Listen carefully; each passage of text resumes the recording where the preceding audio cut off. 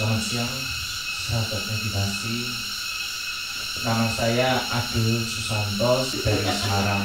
Pertama kali dengar dari Usada ini saya nggak pernah dengar. Saya terus terang saya agak sedikit dipaksa oleh orang tua saya untuk datang ke sini. Terus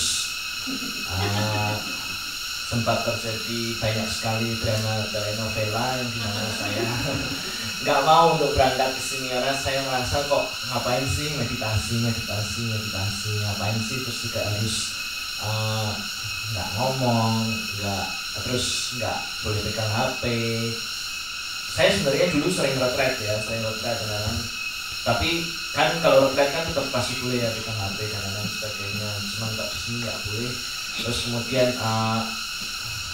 disuruh ikut sama istri saya di sini, terus nggak satu kamar, terpisah. Terus mau ngapain sih? Saya berpikir seperti itu nih, ngapain?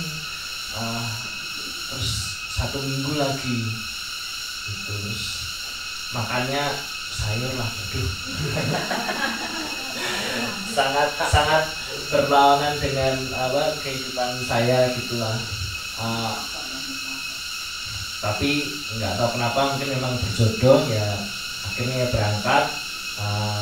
Dan saya memang kebetulan memang suka jalan-jalan, suka nyopir, suka di jalan gitu ya. Kami dari Semarang berangkat dengan mobil, menempuh perjalanan ya lebih kurang 12 jam. Tapi kami kemarin sempat berhenti di Surabaya untuk menginap. Waktu pertama kali datang ke sini, akhirnya ya saya ya udahlah, serahin aja semualah, pasrah saja. Apapun yang terjadi ya biarlah terjadi di sini. Cuma ya meditasi aja. Ada 2 hal yang saya pelajari di sini. Yang pertama, waktu saya diberikan kamar di Lumbung 3 itu ada binatang itu ya, serangga. Dan saya tuh paling takut lah sama serangga.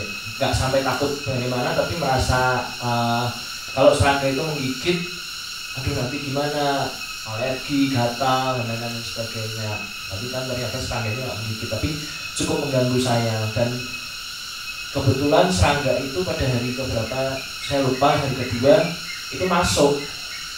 Tapi saya diajari saya dengar dari ceramah bahwa cinta kasih harus dengan lembut. Akhirnya saya coba bicara sama serangga itu sih. Ya udah, kamu boleh di sini. Kalau kamu mau di sini silahkan, tapi nggak usah ganggu. Terus kalau kamu udah bosen silahkan keluar. Saya nggak berani buka pintu karena takutnya dia malah ngundang teman-teman yang lain. Akhirnya saya buka jendela aja supaya dia keluar. Tapi saya cemas, saya khawatir ini gimana nggak keluar, dia ada di atas kepala gitu. Tapi dia diem. Terus saya bilangin lagi, kok nggak keluar sih? Keluar dong. Saya bilang, saya mengasihi kamu, tapi saya nggak mau terganggu, kalau boleh kamu keluar. Terus beberapa lama dari itu, terus dia seperti menyinggol saya, terus kemudian dia keluar dari jendela yang saya buka gitu. Terus sejak itu dia selalu ada di depan kamar, tapi nggak pernah masuk lagi gitu. Dia nggak pernah masuk lagi sampai tadi pagi, mungkin mau ngucapin perpisahan sama saya, jadi saya masuk, mungkin saya juga nggak tahu. Tapi waktu kemarin pagi masuk, saya sih ya cuek aja sih, soalnya saya juga udah nggak tidur lagi kan, jadi nggak akan cemas lagi, nggak akan khawatir mengganggu. Karena memang suaranya kan, kalau dia nabrak kayunya itu memang suaranya sangat keras sekali. Itu sih yang saya pelajari. Ternyata saya nggak tahu sih apakah memang benar bisa berkomunikasi dengan binatang atau enggak. Tapi mudah-mudahan itu bisa jadi pengalaman yang baik bagi saya. Lalu yang kedua, saya merasakan waktu merasakan badan itu, saya merasakan di dada kanan saya ini seperti ada yang melilit, sakit sekali waktu itu. Seperti ada satu pita yang ngikat gitu. Saya coba rasakan, dan ketika ada suatu tiba-tiba itu saya ngerasa nggak tahu ya, pitanya itu tiba-tiba bergerak gitu, terus saya merasa oh ini bergerak, terus lega, hati saya itu merasa lega.